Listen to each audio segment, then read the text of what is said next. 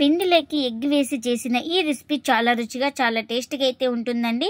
ఈ రెసిపీ వచ్చేసి ఇంటిల్లిపాది అందరికీ నచ్చుతుంది, అంత టేస్టీగా అయితే ఉంటుంది.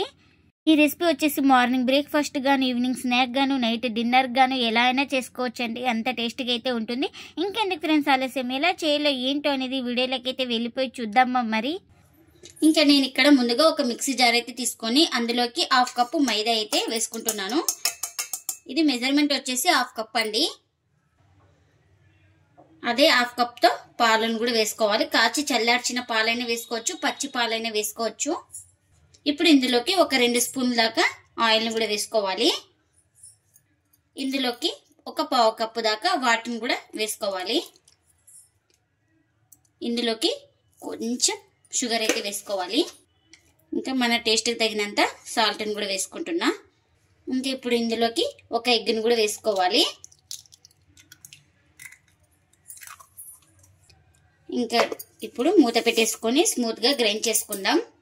ఇంకా గ్రైండ్ చేసుకున్న పిండిని ఒక బౌల్ తీసుకొని ఇంకా అందులోకి అయితే వేసుకోవాలి. ఎక్కడ ఉండలు లేకుండా మనకు మిక్సీలో వేసుకుంటే బాగా కలుస్తుంది పిండి మొత్తం అయితే. ఇంకా ఇప్పుడు ఒక ప్లేట్ అయితే పెట్టేసుకొని ఒక 5 మినిట్స్ అయితే పక్కన పెట్టేసుకుంటే మనకు పిండి అనేది బాగా నానుతుంది. ఒక కడాయి అయితే పెట్టేసుకొని అందులోకి ఒక 2 స్పూన్ల ఆయిల్ అయితే వేసుకున్నాను. ఆయిల్ కూడా హీట్ అయింది. మనం ఇప్పుడు ఇందులోకి కొంచెం పోపు దినుసులు అయితే వేసుకోవాలి. జీలకర్ర ఆవాలు, ఇలా జీలకర్ర ఆవాలు వేసుకున్న తర్వాత చిన్నగా కట్ చేసుకున్న ఆనియన్స్, టమాటో, మిర్చి, అలాగే ఇలా చిన్నగా కట్ చేసుకున్న కరివేపాకును కూడా వేసుకోవాలి. మనకి ఇక్కడ ఆనియన్స్ అయితే కొంచెం గోల్డెన్ కలర్ వచ్చేటట్టు అయితే బాగా ఫ్రై చేసుకోవాలి. నేను ఇక్కడ సాల్ట్ కూడా వేసుకుంటున్నాను. కర్రీకి సరిపడినంత సాల్ట్ని అయితే వేసుకుంటున్నా. ఈ సాల్ట్ కూడా వేసుకొని ఒకసారి మొత్తం బాగా కలిపేసుకోవాలి. ఇంకా మనకు ఆనియన్స్ అలాగే టమాటో కూడా కొంచెం కలర్ చేంజ్ అయ్యి బాగా మగ్గింది కదండి టమాటో కూడా మనకి ఇప్పుడు. ఇంకా ఇప్పుడు ఇందులోకి కారం అయితే వేసుకోవాలి. అలాగే ఒక 1/4 టీ స్పూన్ దాకా పసుపు. ఒకసారి మొత్తం బాగా కలిపేసుకుందాం. ఇలా బాగా కలిపేసుకున్న తర్వాత ఇప్పుడు ఇందులోకి ఒక 2 ఎగ్స్ అయితే వేసుకోవాలి. ఇలా పగలగొట్టుకొని ఇలా వేసేసుకొని మొత్తం బాగా కలిపేసుకుందాం.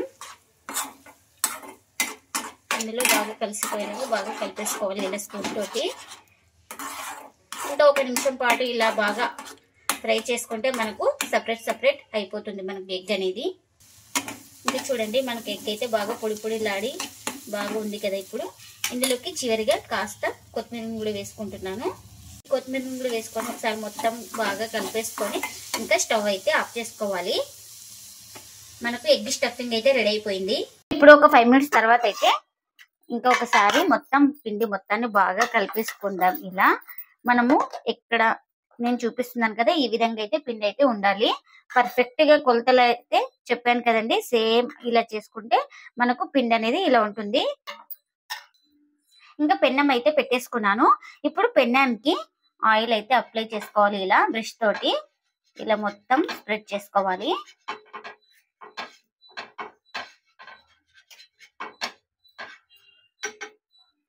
మనం పిండి వేసే ముందు అయితే బాగా ఒకసారి కలిపేసుకొని ఇంకా ఇప్పుడు ఇలా ఒక గరిటె పిండిని అయితే వేసుకొని ఇలా లైట్ గా స్ప్రెడ్ చేసుకోవాలి. నేను చూపిస్తున్నాను కదా ఇక్కడ పెన్నం మొత్తం ఇలా స్ప్రెడ్ చేసుకోవాలి ఈక్వల్ గా.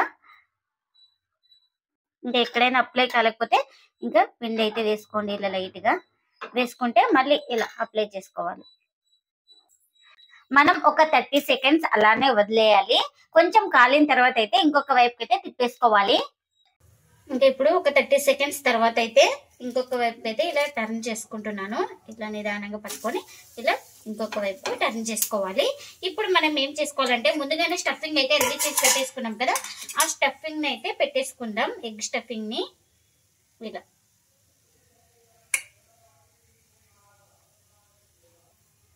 ఇంకా ఇలా పెట్టేసుకోవాలి. మనకు ఎంత కావాలంటే అంత. ఇంకా ఇప్పుడు చూపిస్తున్నాను కదా ఈ విధంగా మనం ఇట్లా ఫోల్డింగ్ అయితే చేసుకోవాలి. చూడండి ఇలా బాగా మనం గట్టిగా ప్రెస్ చేసుకోవాలి. ఇలా స్పూన్ తో బాగా ప్రెస్ చేసుకోవాలి. ఎక్కడ విడిపోకుండా ఇలా నిదానంగా ప్రెస్ చేసుకుందాం. ఇప్పుడు ఇలా బాగా ప్రెస్ చేసుకున్న తర్వాత ఇంకా ఇప్పుడు మరోవైపుకి అయితే ఇలా టర్న్ చేసుకుంటున్నాను. ఇలా చేతితో కానీ స్పూన్తో కానీ మనకు ఏది ఇబ్బంది లేకుండా ఉంటే ఇంకా దాంతో అయితే తిప్పేసుకోవచ్చు. నేను ఇక్కడ చేతితో అయితే తిప్పేసుకున్నాను. ఇలా తిప్పేసుకున్న తర్వాత కొంచెం ఆయిల్ అయితే అప్లై చేసుకుంటున్నా. ఇలా మీరు ఇష్టం ఉంటే గీ కానీ బటర్ కానీ ఏదైనా అప్లై చేసుకోవచ్చు. ఇంకా రెండు వైపులా ఆయిల్ అయితే అంటించుకుని బాగా ఫ్రై చేసుకోవాలి. లో ఫ్లేమ్లోనే మనం ఇలా మంటను అడ్జస్ట్ చేసుకుంటూ బాగా రెండు వైపులా బాగా కాల్చుకోవాలి. ఇంకా మరోవైపు అయితే టర్న్ చేసుకుంటున్నాను ఇలా నిదానంగా. మనకు రెండు వైపులా బాగా కాలిందండి. ఇలా ఇక్కడ ఊడిపోకుండా ఇలా బాగా ప్రెస్ చేసుకుంటూ బాగా కాల్చుకోవాలి. ఇదైతే రెడీ అయిపోయింది మనకు. ఇంకా మనకి ఇది రెడీ అయిపోయింది కదా, ఇంకొక ప్లేట్లోకి అయితే తీసుకుంటున్నా. ఇంకా మరొకటి అయితే చూపిస్తున్నాను. ఇంకా ఇలా పిండి వేసుకొని మనకు ఎంత కావాలో అంత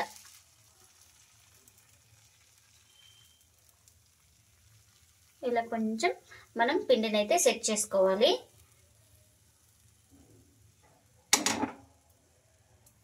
ఇంకా మళ్ళీ ఒక 30 సెకండ్స్ తర్వాత అయితే ఇంకొక వైపుకి అయితే ఇలా నిదానంగా టర్న్ చేసుకోవాలి. ఇంకా నేను ఇక్కడ స్టఫింగ్ అయితే పెట్టేసుకుంటున్నాను. ఇలా పెట్టేసుకొని మొత్తం ఇలా బాగా సెట్ చేసుకోవాలి. ఇంకా ఇప్పుడు ఈ వైపు నుంచి మనం ఇది కవర్ చేసుకోవాలి. ఇలా కవర్ చేసుకున్న వెంటనే చేతితో ఇలా బాగా ప్రెస్ చేసుకోవాలి, లేకుంటే మనకు విడిపోతుంది. ఇలా ప్రెస్ చేసుకున్న తర్వాత ఇలా స్పూన్తో చూడండి, ఇక్కడ చూపిస్తున్నాను కదా, ఇలా బాగా ప్రెస్ చేసుకుంటే ఇలా తిప్పుకుంటూ మనకు ఈక్వల్గా బాగా అతుక్కుంటుంది. ఇంక ఇప్పుడు పైన కొంచెం ఆయిల్ అయితే అప్లై చేసుకుంటున్నా.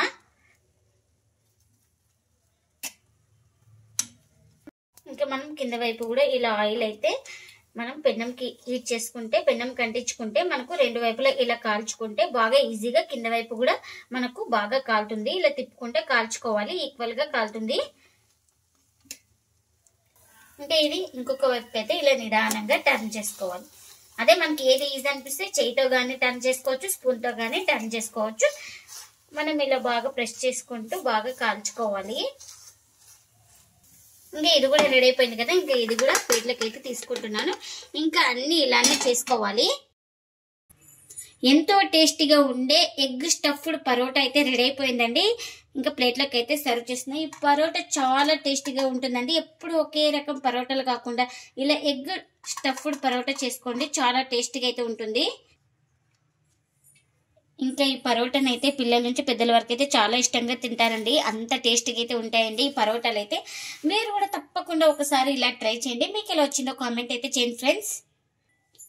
మీరు కూడా తప్పకుండా ఒకసారి ఇలా ట్రై చేయండి. మీకు ఎలా వచ్చిందో కామెంట్ అయితే చేయండి ఫ్రెండ్స్. ఇదండి ఇవాల్టి వ్లాగ్. ఈ వీడియో కనుక నచ్చితే ప్లీజ్ లైక్ చేయండి, షేర్ చేయండి, కామెంట్ చేయండి. అలాగే లైక్ చేసి సపోర్ట్ చేయండి friends. Thanks for watching. Bye bye.